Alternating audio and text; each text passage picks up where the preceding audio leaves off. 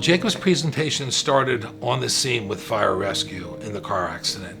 And there was a heroic and unbelievably successful resuscitation of Jacob, both in extracting him from the car, resuscitating him into the field, and then in the emergency department. When Jacob first came to us, it was a pretty scary afternoon, to be honest. I mean, he came to us really in pretty bad shape. I mean, I honestly didn't know if he was going to survive. He was unconscious, he was connected to a bunch of tubes and a bunch of life monitors, and he was hanging on for dear life. He had to fight.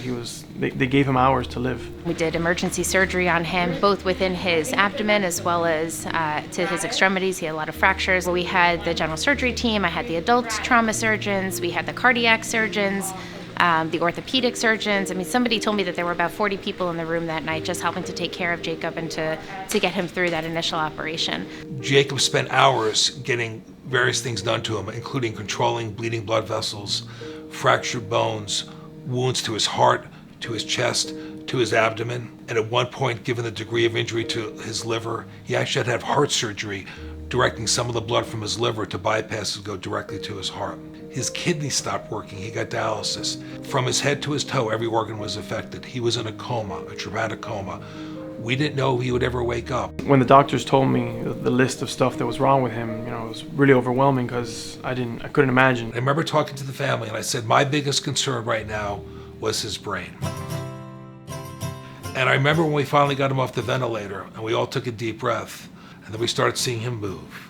We started seeing him follow commands. He started his physical therapy, very little at the bed. But once we got to the therapy department, it was like another world. His therapist walked him into the room with us, and it was really emotional. I think that was the breaking point. We knew he will do a very good recovery because he was happy, playing, he started to smile.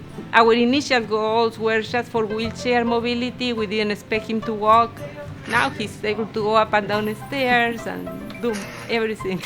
He's exceeded our expectations. He's talking, his family was able to just enjoy a meal together again, and that was honestly one of the most encouraging and inspiring moments in his stay here. I'm definitely going to miss Jacob.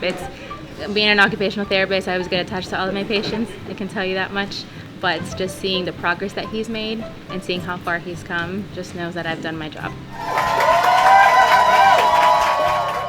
This young man's being discharged today, and if you asked me 3 months ago when he came in, would this day ever come? I probably would have said, I don't think so.